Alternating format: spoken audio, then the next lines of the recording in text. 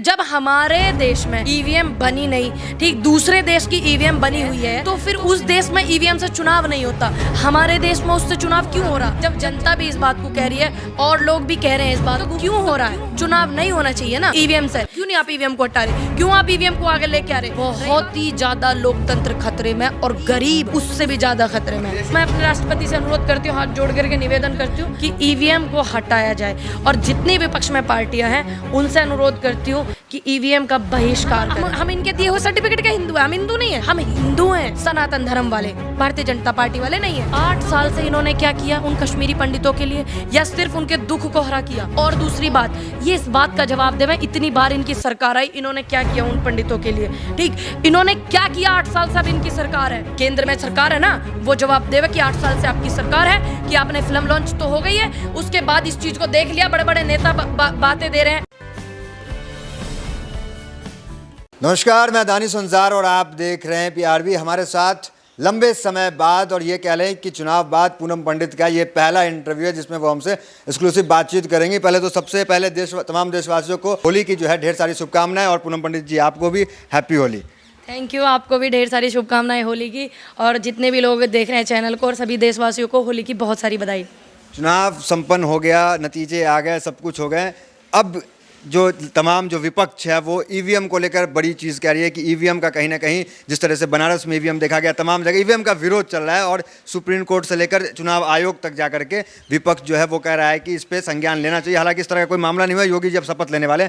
तो पूनम पंडित कैसे देखी पूरे चुनाव को, क्या कुछ कहेंगी? ईवीएम में आपको भी शक था या क्या है? देखिए, जब बिल्कुल, एक बात सुनिए, बहुत सारी वीडियो का आना, जैसा आपने देखा बनारस में, कानपुर में, जने कहाँ कहाँ ईवीएम आ रही, कोई दीवार फोड़ के वीडियो आ रही, दीवार काट दी गई है, तार काट दिए गए हैं, वहाँ से ईवीएम के वहाँ रूम में घुसना, इतनी सारी ये तमाम वीडियो, ये क्या दर्शा रही? फिर वहाँ से मजिस्ट्रेट का क्या बोलते हैं उसको, वो करना, हटाना मजिस्ट्रेट को, है ना, उसको सस्पेंड कर देना, और पूरे जितने गार्ड वगैरह उनको सस्पेंड कर देना।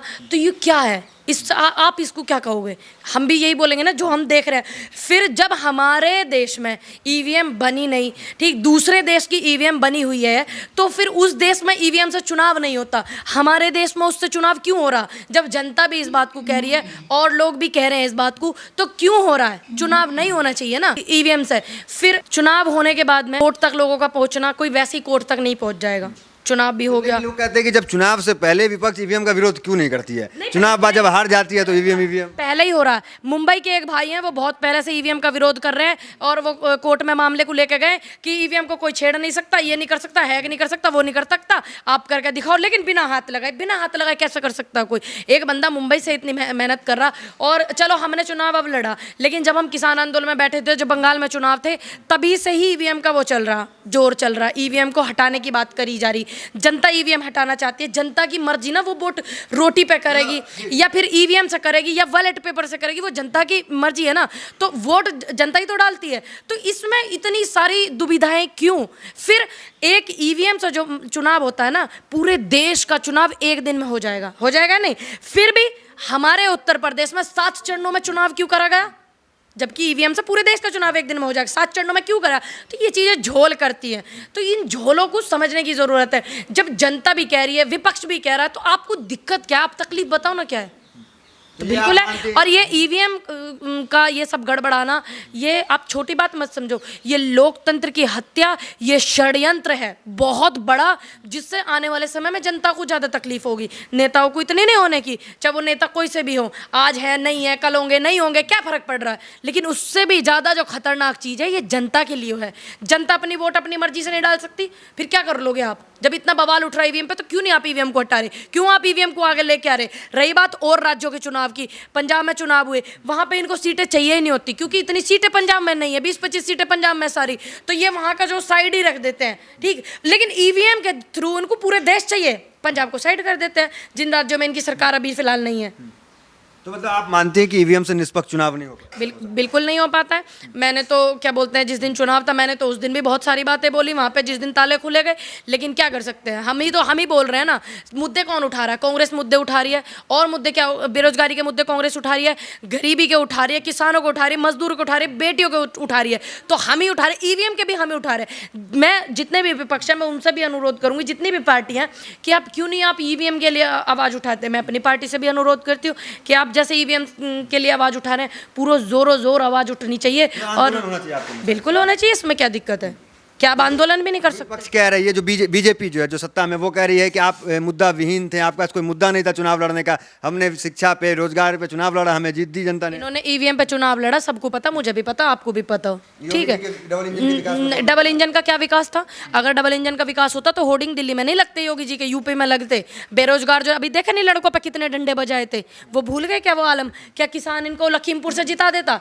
लखीमपुर वो गढ़ था उत्तर प्रदेश में जहां पे नरसंहार हुआ, और वहां सारी सीटें, एक सीट भी दूसरे खाते में नहीं गई, इन्हीं की सारी सीटें। एक हमारे संभल से लड़ी हैं कांग्रेस पार्टी से, उनके बूथ पे क्या उनके परिवार वाले, उनके हस्बैंड, उनके सास ससुर, क्या वो उनको नहीं वोट देते? उनके ही बूथ पे उनको कैसे वोट? हम लड़े जहाँ से चुनाव, हमारे मामा जी हैं गाँव में, और हमारे मामा जी के घर परिवार में 19 वोटें थी, तो क्या मेरे मामा जी मुझे वोट नहीं देंगे? तो ये इसको आप क्या कहोगे बताइए? और प्लस जो मुस्लिम बाहुल्य क्षेत्र था, वहाँ पे एक हमारे मुस्लिम भाई भी विपक्ष से खड़े हुए थे, उनके यहाँ से भी मतलब इतनी वोटें इनकी निकल रही हैं। क्या वो अपने घर वालों को, उनके फैमिली वाले उनको वोट नहीं देते? जिस गांव से, जिस घर पे, जिस बूथ पे वो थे, वो नहीं देते हैं। इतने दिन से दूसरे पार्टी के जो लड़ रहे थे, भारद्वाज, वो उनका एकदम मतलब इतना 1.5 साल से वो इतनी मेहनत कर रहे, क्या वो नहीं करते? और इनका हर गाँव में विरोध हो रहा था। क्या करोगे? ये वोट हमें जनता ने नहीं दिया है, हमें अच्छे से पता, हमें ये वोट जो है मशीन सर इन्होंने दिया। मतलब पूनम पंडित को ईवीएम ने हरा दिया? नहीं, पूनम पंडित को क्या, पूरी की पूरी सत्ता का बेड़ा गर्क कर दिया। मैं जो अपने मन से मान लूंगी, मैं ये मान लूंगी, मेरे पास समय कम था, 17 दिन में आप कितना, कोई मकान नहीं ढूंढ पाता किराए पे, हमने चुनाव उठा दिया। और जो तरीका एक चुनाव लड़ने का होता है, हमने उस तरीके से चुनाव लड़ा। मेरा पहला चुनाव था, ठीक, समय कम, चुनाव पहला, वो जगह मेरे लिए नहीं, लेकिन मैं फिर भी सियाना के लोगों का बहुत धन्यवाद करूंगी, मुझे बहुत आशीर्वाद, बहुत प्यार दिया। लेकिन आप मेरी बात छोड़ दीजिए, मैंने तो मान लिया कि मेरे पास समय कम था, और सीटों की बता दीजिए है जहां से कैंडिडेट नहीं उतारा, उन्नाव पीड़िता की माँ चुनाव लड़ी, क्या उन्हें 1500 ही वोट मिलते? क्या आंखों में पानी, शर्म का मर थोड़ी गया लोगों का?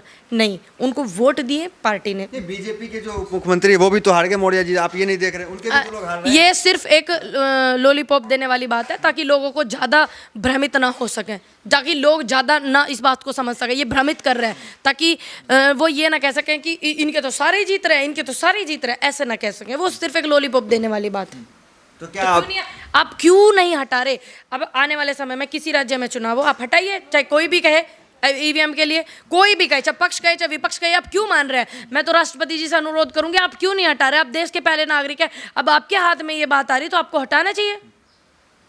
तो मतलब 24 में भी चुनाव है, फिर नतीजे कुछ और आएंगे, तो फिर आप ठिकरा फोड़ देंगे ईवीएम में? देखिए, अब हम तो पहले से ही बोल रहे हैं, मैं इस चुनाव से पहले से बोल रही हूँ, मैं जब आंदोलन में, किसान आंदोलन में थी तब से बोल रही हूँ, जब बंगाल में चुनाव हुआ था मैं तो तब से बोल रही हूँ, मैं तो बोलती ही रहूंगी, क्योंकि जब बात ही ये है तो क्या बोलोगे अब आप? 2024 में चुनाव है, और अगर यही माहौल रहा तो बहुत ही ज्यादा लोकतंत्र खतरे में, और गरीब उससे भी ज्यादा खतरे में। अखिलेश यादव भी कह रहे हैं लोकतंत्र का आखिरी चुनाव है, आप भी वही जुबान बोल रही हैं। देखिए, मुझे नहीं पता अखिलेश यादव ने क्या कहा ना, मैंने उनका बयान देखा, वो बिल्कुल जो उन्होंने बोला, मैं उनकी इस बात से सहमत हूँ कि उन्होंने बिल्कुल ये बात सही बोली। अब ये मतलब नहीं है कि वो विपक्ष के नेता हैं तो मैं उनकी बात को सही को भी मैं गलत कर दूँ, नहीं। लेकिन मैं अखिलेश यादव से एक बात बोलूँगी, अखिलेश यादव जी पूर्व मुख्यमंत्री हमारे, उनसे एक बात बोलना चाहूँगी कि सिर्फ ट्वीट करने से कुछ नहीं होगा। आप उठाइए, बड़े तरीके से उठाइए इस मुद्दे को, उत्तर प्रदेश में जैसे कांग्रेस उठा रही है, आप उठाइए इस मुद्दे को। तो ये बात सच है, लोकतंत्र का आखिरी चुनाव होगा ये 24 में, अगर ईवीएम का खात्मा नहीं हुआ। और इनको ईवीएम से इतना मोह क्यों? ठीक, प्रधानमंत्री जो है वो क्यों नहीं चाहते कि ईवीएम हट जाएं? तो मैं इसमें जो हस्तक्षेप करने वाली जो बात है, वो प्रधानमंत्री तो वो तो हमारे हाथ में नहीं रह रहे ना, क्योंकि वो अपनी पार्टी के प्रधानमंत्री, हमारे नहीं है, हमारे इसलिए नहीं, हमारी बात नहीं सुन रहे। तो मैं अपने राष्ट्रपति से अनुरोध करती हूँ, हाथ जोड़ करके निवेदन करती हूँ कि ईवीएम को हटाया जाए, और जितनी विपक्ष में पार्टियाँ हैं उनसे अनुरोध करती हूँ कि ईवीएम का बहिष्कार करें। आपको नहीं लग रहा योगी जी का हिंदुत्व मॉडल जो है वो चल गया? तमाम पार्टी, चाहे बीएसपी हो, कांग्रेस हो, सब साफ हो गए? देखिए बिल्कुल भी नहीं, क्योंकि सभी लोग भाईचारे से हैं, मुझे तो इतना पता है। और मैं जो माहौल देख रही हूँ, 80-20 कह रहा ना, इन तमाम मुद्दा तो कहीं ना कहीं चलता नजर आ गया। देखिए इनके मुद्दे बहुत ही ज़्यादा ख़राब हैं, जो मुद्दे इनके चल रहे हैं वो बहुत ख़राब हैं। हम बेरोजगारी के मुद्दे उठा रहे हैं। क्या मुस्लिम को रोजगार नहीं चाहिए? क्या हिंदू को रोजगार नहीं चाहिए? क्या हिंदू को शिक्षा नहीं चाहिए? मुस्लिम को शिक्षा नहीं चाहिए? क्या नहीं चाहिए? हिंदुत्व की चिंता तो वो करते ही हैं। अच्छा, हम इनके दिए हुए सर्टिफिकेट के हिंदू हैं? हम हिंदू नहीं है, हम हिंदू हैं, सनातन धर्म वाले, भारतीय जनता पार्टी वाले नहीं है। तो इन सब चीज़ों से ये मुद्दे दबेंगे नहीं। चुनाव जो है हार जीत हुई है, किसी की हार जीत से कोई बड़ा जीत से कोई राजा नहीं बन जाता, सिकंदर नहीं बन जाता, और किसी की हार से तमाम चीज़ें ख़त्म नहीं हो जाती हैं। तब तो चुनाव लड़नी, अब क्या इरादा है आगे? वापस अपने मैदान में लौटना है या फिर घर बैठना है? नहीं, बिल्कुल, क्यों बैठना है घर? देखिए चुनाव का नतीजा कुछ भी है, मुझे इस बात से कोई फ़र्क नहीं पड़ता। मैं जैसे पहले सी थी ऐसी हूँ और हमेशा ऐसे ही रहूँगी आने वाले समय में। मैं शिक्षा के लिए आवाज़ उठाती रहूँगी, बेटियों के बलात्कार होंगे पूरा लड़ूंगी, आवाज़ उठाऊंगी, बेरोजगारी पे आवाज़ उठाऊंगी, ठीक, लोकतंत्र खतरे में उसके लिए आवाज़ उठाऊंगी, संविधान के लिए आवाज़ उठाऊंगी। इस आवाज़ को रोकने से मेरी हार जीत तय नहीं कर देगी, ना मुझे कोई रोक सकता। बाबा जी आ गए हैं, कह रहे बुलडोजर भी आ गया है। तो मेरे घर पे चलवाएंगे क्या? मेरे घर पे मेरा कोई हराम की कमाई का नहीं है। हाँ, मैं भाई बोलने से क्या मेरी जबान काटोगे क्या आप? जबान काटोगे? अब लोकतंत्र का हक कहता है कि हम बोल सकते हैं, संवैधानिक हक कहता है बोल सकते हैं। या तो आप संविधान को बदल दो। अगर आप संविधान को बदल दोगे कि नहीं बोल सकते तो नहीं बोलेंगे, फिर मान लेंगे यहाँ तानाशाह देश में रह रहे हैं, बोलना मना है, नहीं बोलेंगे। पार्टी तो आपकी साफ होगी उत्तर प्रदेश में, क्या खड़ी हो पाएगी फिर लगता है? देखिए उत्तर प्रदेश में 30 साल से पार्टी नहीं है, 25-30 साल से। ये जो हमारी पार्टी ने मेहनत करी है, पूरा जोर मेहनत करी, अच्छी बात है, संगठन मजबूत हुआ, जो सत्य है सत्य है। उत्तर प्रदेश में संगठन मजबूत नहीं था, लेकिन अभी संगठन बहुत हद तक मजबूत हो गया है। आने वाले समय में बेहतर रिजल्ट मिलेगा और बहुत ज़्यादा मेहनत की ज़रूरत है, नहीं तो कहना अखिलेश यादव जी का लोकतंत्र का आखिरी चुनाव ना हो जाए 2024 का।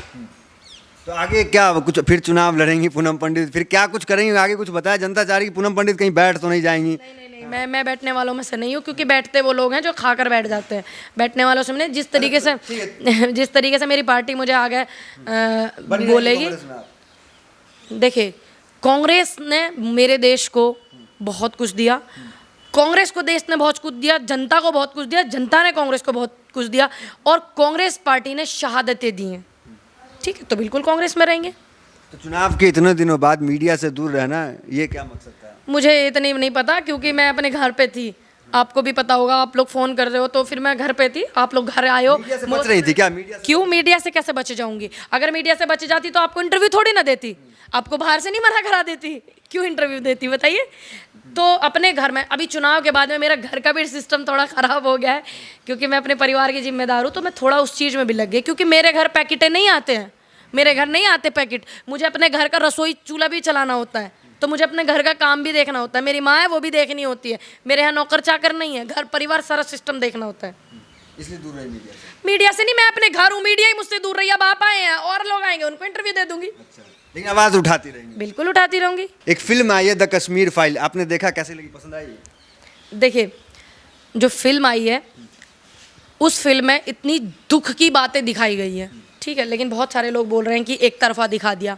ठीक है, मैंने उस फिल्म को जो है खूब ज़्यादा मतलब ध्यान से उसके बारे में देखा, उसको सोचा फिल्म को, लेकिन कुछ लोग बोल रहे हैं कि एक तरफा दिखा दिया और सब आधा नहीं दिखाया। कोई है एक पीबीपी करके, उन्होंने भी कोई डाला हुआ है और उन्होंने भी बताई कि एक तरफा इसमें दिखा दिया, लेकिन जो मैंने देखा मैं उस पर बात करती हूँ। फिल्म ही मैंने देखी, इस फिल्म का 24 के चुनाव से आना पहले इसका क्या मकसद हो सके। दूसरा, इस फिल्म के आने से वो जो कश्मीरी पंडित है उनके दुख को जानबूझ के ये क्रोध रहे हैं, उनको तकलीफ उनकी ये बढ़ा रहे हैं, ना कि कम कर रहे हैं। जब फिल्म में ऐसा, तो बिल्कुल जो मेन जब जिन लोगों ने देखा होगा तो वो उस समय किस तकलीफ से गुजरे होंगे, सोचिए आप किस तकलीफ से वो महसूस कर रहे होंगे, क्या तकलीफ उन्होंने देखी होगी। उसके बाद इन्होंने उस समय, ये 1990 की बात है, 1990 में सरकार इनकी थी, आपको भी पता है ना ये वाली बात, पता है कि नहीं पता है? समर्थन था ना इनका, वीपी सिंह की सरकार थी तो इनका समर्थन था 1990 में। फिर इनकी सरकार थी, उसी दौरान ये मैटर हुआ। उस मैटर को होने के बावजूद तब इन्होंने क्या किया, उसके बाद सरकार इनकी नहीं होती है, चली जाती है, फिर दोबारा इनकी सरकार आती है, प्रधानमंत्री इनके बनते हैं, फिर इन्होंने क्या किया, ठीक है, फिर उसके बाद इनकी सरकार चली जाती है, फिर आती है, और अब पूर्ण बहुमत से इनकी सरकार है, पूरे जोरों जोर से, पूरा हिंदुत्व पे ये चुनाव लड़के वो कर रहे हैं। और अभी यूपी में चुनाव हुआ, वो भी हिंदुत्व पे चुनाव इन्होंने कर लिया। 8 साल से इनकी सरकार है। 8 साल से इन्होंने क्या किया उन कश्मीरी पंडितों के लिए, या सिर्फ उनके दुख को हरा किया? और दूसरी बात, ये इस बात का जवाब देवें, इतनी बार इनकी सरकार आई, इन्होंने क्या किया उन पंडितों के लिए? ठीक, इन्होंने क्या किया 8 साल से अब इनकी सरकार है, ये उस बात का जवाब दे। मैं फिर एक बात का और जवाब दे मैं कि आने वाले समय में, अब इन्होंने फिल्म तो निकाल दी, खूब करोड़ों की कमाई कर ली इन्होंने, अरबों खरबों की, अब ये आने वाले समय में क्या करेंगे? जवाबदेही इनकी है। तो सरकार से क्यों जोड़ रहे हैं आप इसको? ये तो एक प्रोडक्शन हाउस ने फिल्म बनाई है, बीजेपी थोड़ी फिल्म बनाई। अरे एक फिल्म को क्या बोलते हैं, प्रमोशन कर रहे हैं प्रधानमंत्री जी, तो क्या बोलोगे आप इसको? सरकार तो इनकी थी ना 1990 में, और अभी भी सरकार इनकी है, मुद्दा भी इन्होंने उठाया, उस दौरान भी ये सब चीजें हुई, इतना नरसंहार हुआ वहां पर, तब भी इनकी सरकार थी। तो इनसे तो उठाया जाएगा कि नहीं उठाया जाएगा मुद्दा? भारतीय जनता पार्टी से सवाल लेंगे ना, अभी भी भारतीय जनता पार्टी उत्तर प्रदेश में, वो सॉरी देश में है ना 8 साल से। तो ये क्या कर रहे हैं कश्मीरी पंडितों के लिए, क्या कर रहे हैं? अब बताइए, अब इन्होंने पिक्चर निकाली है, पहले इन्होंने क्या किया वो बता, मैं जवाब दे। मैं सुन लीजिए, प्रयास नहीं, ये गलत कह रहे हैं आप, क्योंकि पूर्ण बहुमत से इनकी सरकार, जो इनके मन में उनके प्रति मान सम्मान या कोई चीज होती तो ये उनके लिए करते ना। कितने इन्होंने घर बसा दिए। दूसरी बात, जो ये फिल्म से जितने भी इन्होंने पैसे कमाए हैं, क्या कश्मीरी ब्राह्मणों को या और जो परिवार हैं जिनका और लोगों की इनमें शहादतें हुई है, कोई भी है, क्या ये उनको योगदान देंगे इस कमाई से, या सब सिर्फ अपने बैंक खाते में भरेंगे पैसे? बतावें ये वाली बात भी। और प्लस सरकार जवाब देवे, केंद्र में सरकार है ना, वो जवाब देवे कि 8 साल से आपकी सरकार है, कि आपने फिल्म लॉन्च तो हो गई है, उसके बाद इस चीज को देख लिया, बड़े बड़े नेता बातें दे रहे हैं इस पे, बड़े बड़े नेता इंटरव्यू कर रहे हैं आपके, अब आप क्या करने वाले हैं? क्या आप कुछ करने वाले हैं? 24 से क्यों जोड़ रही हैं? आप अभी बयान के दी कि 24 की तैयारी है। 24 देखिए, 24 से पहले, 24 चुनाव से पहले इस फिल्म का आना, आप क्या कहोगे? ये बहुत दुख की बात है, बहुत खराब बात है। लोगों को इन सब चीज़ों को उनका हरा करा जा रहा है, उनके जख्म हरे करे जा रहे हैं, ना कि उनको शांति दी जा रही। अब मैं भारतीय जनता पार्टी से पूछना चाह रही कि अब आप क्या करेंगे उन कश्मीरी पंडितों के लिए या औरों के लिए भी? ठीक, आपने बड़ा मुद्दा ये उठा दिया, और जो इंटरव्यू दे रहे हैं नेता बैठ बैठ करके, क्या आपकी पार्टी उनके लिए कुछ करेगी? क्या इस फिल्म से इतने कमाए हुए पैसे, इतने कमाए हुए रुपए, क्या उनके घर फिर से बसवाएंगे जिनके घर उजड़े थे, जिन्होंने पलायन किया था? कितने सारे लोगों ने, 2-3 लाख लोगों ने किया था। क्या आप उनके घर इस फिल्म के पैसों से बसवाएंगे? तो ये जवाबदेही है, ये मेरी जवाबदेही नहीं है। मैं पार्टी, मैं सत्ता में नहीं हूँ, मैं मुख्यमंत्री नहीं हूँ, मैं प्रधानमंत्री नहीं हूँ, ये जवाबदेही है सरकार की, क्योंकि उस समय भी सरकार थी 1990 में इनकी गठजोड़ की सरकार, और आज भी इनकी सरकार है। और 1000 बार इनकी सरकार तब से आ गई, तकरीबन आ गई होगा 10-15 बार सरकार इनकी, कभी 2 साल के लिए, कभी 1.5 साल के लिए, कभी 4 साल के लिए, कभी 6 साल के लिए। और अब आपको भी पता है कि पूरे जोरों जोर से इनकी सरकार है। अब ये क्या करने वाले हैं? जवाब देवे, जनता जवाब मांगती है। बड़ा खुल के और बेबाक तरीके से जिस मुद्दे पे आपने कहा है, कोई बोल नहीं रहा। कपिल शर्मा को बाइकआउट करने की तमाम जगह ट्रेंड चल रहा है, तो आपको भी अब लोग बाइकआउट करेंगे? देखिए मेरे पे इस बात का कोई फर्क नहीं पड़ता कि मैं सही बोलूं, मुझे कोई बाइकआउट करे कुछ करे, मेरे पे कोई फर्क नहीं पड़ता, लेकिन मैं बात सही करूंगी। 1990 में इनकी सरकार थी, इन्होंने तब क्या किया उनके लिए, पंडितों के लिए, कश्मीरी पंडितों के लिए, और जो लोग मरे उनके लिए क्या किया, है ना। उसके बाद में इनकी सरकार आई, इन्होंने तब क्या किया, और अब 8 साल से इनकी सरकार है, और पूर्ण बहुमत से सारा सिस्टम इन पे, सारा मीडिया इनका, सब कुछ इनका, और अब ये क्या कर रहे हैं? जनता जवाब मांग रही है। तो एक सवाल जो है छोड़ दी यहाँ पे बीजेपी के लिए कि उन्होंने क्या कुछ किया उनके कश्मीरी पंडितों के लिए। हालांकि फिल्म बनी, फिल्म से इतनी कमाई हुई, तो उस कमाई का भी क्या वहाँ पे कश्मीरी पंडित जो है उनके लिए क्या कुछ? और मेरा है, क्या किसान आंदोलन पे भी कोई फिल्म बनेगी ऐसी? क्या वो नरसंहार लखीमपुर में हुआ था, वो भी आएगा उस फिल्म में सीन? ये भी मेरा सवाल है उन लोगों से जिन्होंने ये फिल्म बनाई है, लोगों के जख्मों को हरा किया है। लखीमपुर फाइल, हाँ, Lakhimpur file, Uttar Pradesh files, Bharat files, कुछ भी, या किसान आंदोलन करके कोई मूवी बनाएंगे वो लोग जिन्होंने ये मूवी बनाई है। ठीक है, तो बड़ी बेबाकी से तमाम सवालों का यहाँ पे पूनम पंडित ने जवाब दिया। तो फिलहाल वीडियो में इतना ही, मिलता है अगले वीडियोज़ में, बने रहे हमारे साथ। बहुत बहुत धन्यवाद।